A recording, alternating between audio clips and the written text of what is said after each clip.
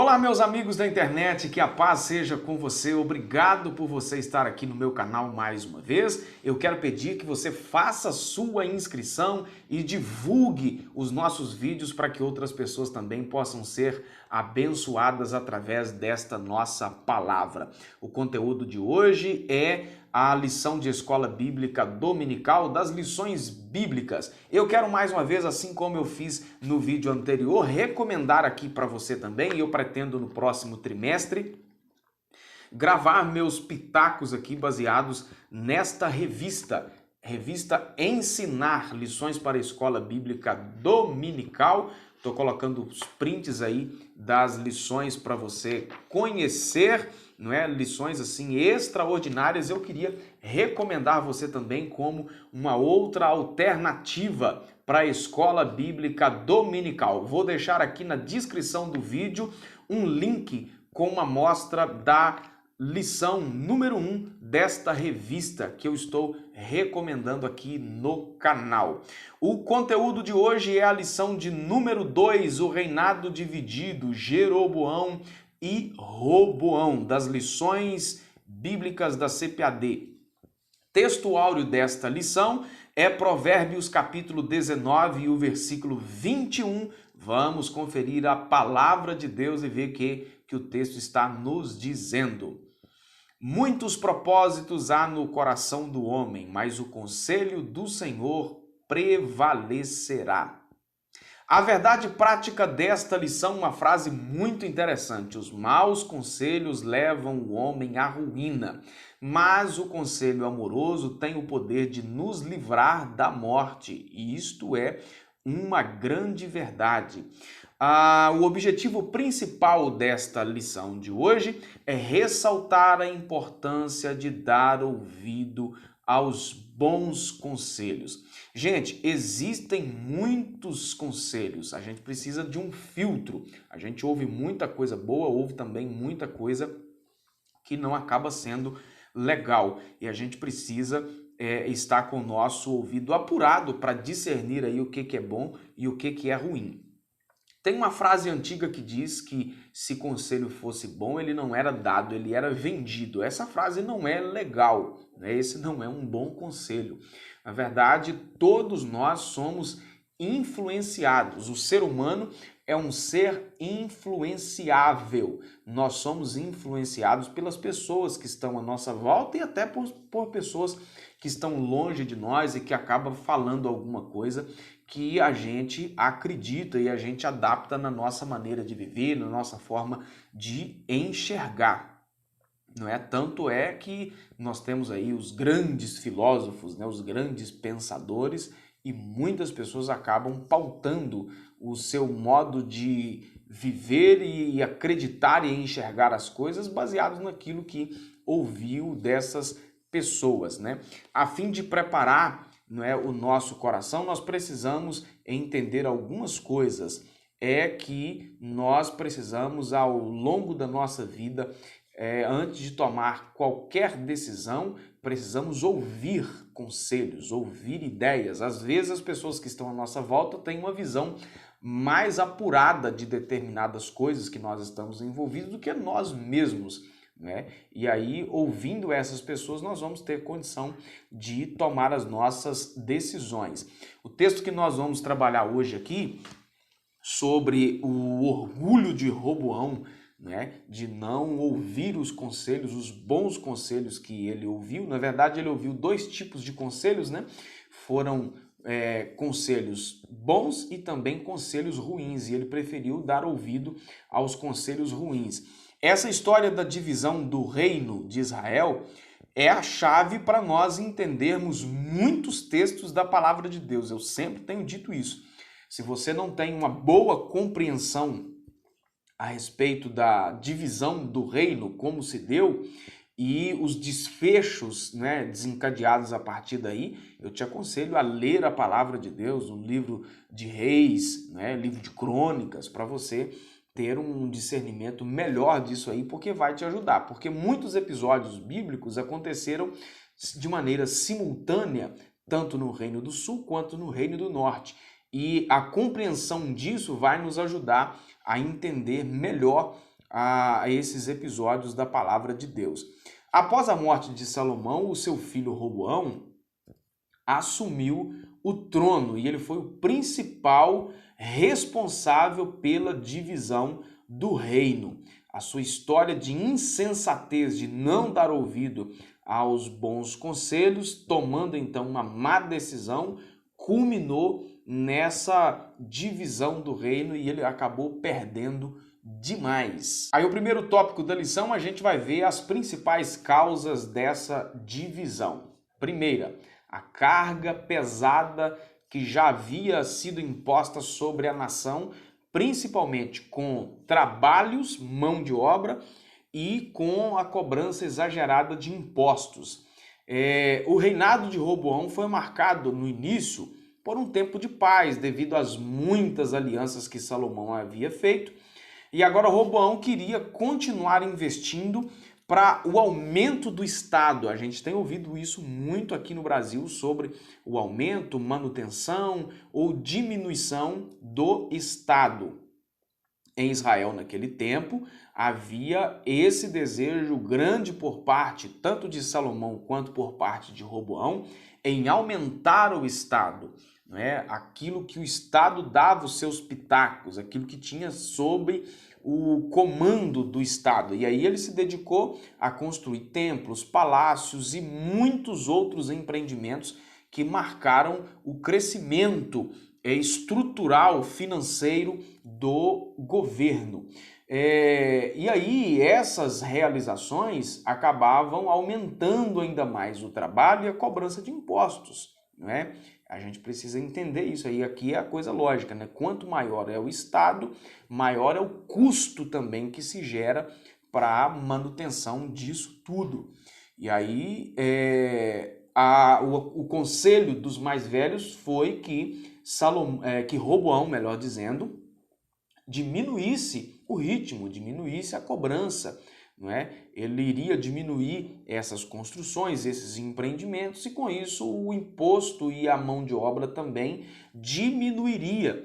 E aí geraria uma folga melhor, as pessoas teriam uma condição de se folgarem, a carga tributária seria melhor. Só que o autoritarismo, né, de não dar ouvidos e querer impor isso de uma maneira pesada sobre a nação, acabou gerando essa divisão do reino. Nós temos as duas tribos do sul, não é, que é Benjamim e Judá, que participaram de maneira mais ativa do governo de Salomão e participaram agora também do governo de Roboão. Mas as tribos do norte, totalmente insatisfeitas e mais distantes, Roboão fez com que a carga de trabalho, ao contrário de diminuir, ela aumentasse, ao passo que ele disse, olha, o meu dedo mindinho é da grossura, da espessura da coxa do meu pai. Então, se vocês pagavam caro no governo do meu pai, vocês vão pagar agora muito mais no meu. O que aconteceu? No meio dessa história, nós vamos ver que surgiu a figura de Jeroboão. A gente vai falar melhor sobre ele agora no tópico 2 da lição. O que você precisa guardar desse tópico 1 é que a missão de um líder é direcionar os seus liderados e não os oprimir. O líder tem essa função. Eu, sinceramente, vou ficar pensativo aqui com os meus botões ao gravar esse vídeo, como é que alguns pastores vão ministrar essa lição nas suas igrejas com essa frase, que a missão é direcionar e não oprimir.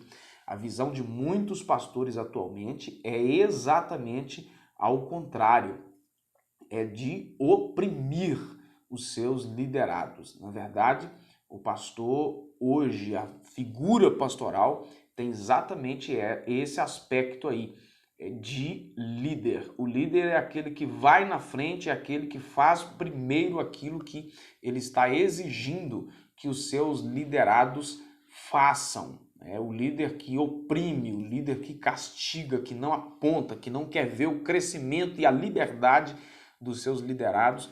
ele tem tudo para ser um líder fracassado. No tópico 2 da lição, os erros de Roboão, ele repetiu os mesmos erros do seu pai Salomão. Ao tomar conselhos com os anciãos e com os jovens, como eu já disse, ele preferiu dar crédito aos conselhos dos mais jovens, que o advertiu que ele deveria apertar ainda mais. O conselho dos mais velhos era que ele deveria afrouxar, diminuir o ritmo. Isso tiraria a pressão de sobre o reino do norte. As pessoas ficariam mais livres, ficariam mais tranquilas, né? Os ânimos, na verdade, acalmariam, porque o povo já não aguentava mais essa opressão de pagar altos impostos, e esses trabalhos todos já estavam insuportáveis, né? E ao seguir os conselhos dos mais jovens, Roboão assinou a própria sentença de fracasso, né? As 10 tribos se rebelaram, sob o seu domínio ficaram apenas as 2 tribos, como eu já disse, Judá e Benjamim. O que nós aprendemos disso? Quando o orgulho se torna o centro das nossas vidas, nós ficamos à mercê de nós mesmos e não conseguimos enxergar ou discernir aquilo que é bom e aquilo que é ruim. E Roboão, movido por esse orgulho tão terrível, ele não teve esse discernimento e acabou entrando pelos canos. O que você precisa guardar desse tópico 2 da lição é que saber discernir os bons dos maus conselhos é essencial no momento de tomar alguma decisão importante na nossa vida. Saiba discernir aquilo que é bom e aquilo que é ruim que você ouve, né? As tribos do Reino do Norte, né, que aí continuou chamando Israel, e as tribos do Reino do Sul, né, Judá, Benjamim, Judá, com o nome de Judá, Reino de Judá. No norte, assumiu a liderança da nação, reinado sobre a nação, Jeroboão. Jeroboão era um oficial de Salomão e ele teve alguns contrapontos com Salomão. Entre esses conflitos com Salomão, um profeta por nome de Aías profetizou sobre a vida de Jeroboão que ele seria escolhido por Deus para reinar sobre 10 tribos de Israel. Quando Salomão ficou sabendo disso, tentou matá-lo, sem sucesso, porque ele se refugiou no Egito. Nós temos aqui na Bíblia essas histórias desses maus procedimentos, más atitudes dos homens de Deus, né? Homens de Deus, mas que muitas vezes agiram erroneamente. E aí a gente tem esses exemplos na Bíblia. Paulo disse que isso foi escrito para o nosso ensino. E uma das coisas que isso nos ensina é que nós não devemos seguir esses mesmos conselhos ou essas mesmas atitudes que esses camaradas fizeram. Jeroboão, que assumiu o reinado do norte, ele teve essa ideia maligna de estabelecer um culto idólatra em Israel. O que ele fez? Ele, temendo que o povo descesse para Jerusalém para cultuar no templo, ele então criou 2 templos pagãos, inclusive com bezerros de ouro dentro desses templos. Estabeleceu um ao norte em Dan e outro em Betel no sul, e disse: olha, tá aí o Deus que tirou vocês do Egito. O texto diz que estabeleceu-se em Israel a maior onda de idolatria já vista na história do povo de Deus. O povo se tornou totalmente idólatra e isso custou para eles um preço muito alto, um preço altíssimo, tanto para Judá quanto para Israel. Foram parar no cativeiro por causa disso, por causa dessa rebelião. Na verdade, a idolatria ela é um culto aos demônios. Paulo disse isso na carta que ele escreveu aos Coríntios, né? É um pecado de rebelião, é uma espécie de adultério espiritual, a idolatria. E isso causou a ruína deles. Cativeiro assírio para o reino do norte, cativeiro babilônico para o reino do sul. o extermínio das tribos do Reino do Norte, né, que nunca mais voltaram do cativeiro até hoje, e o Reino do Sul aprendeu a lição. Foi no cativeiro babilônico que Deus tratou a questão da idolatria com os judeus. Nunca mais Israel foi idólatra, né? Você pode ter em Israel hoje alguns israelitas, alguns judeus que são idólatras, mas a nação de Israel não é mais idólatra exatamente porque Deus tratou isso com ela no cativeiro. Nesse tópico 3 da lição, o pecado da idolatria foi o responsável pela derrocada de muitos reis na história de Israel. Devemos exterminá-lo da nossa vida. As pessoas têm uma ideia, e aqui caminhando para fechar, que a idolatria se resume ao culto a imagens, né?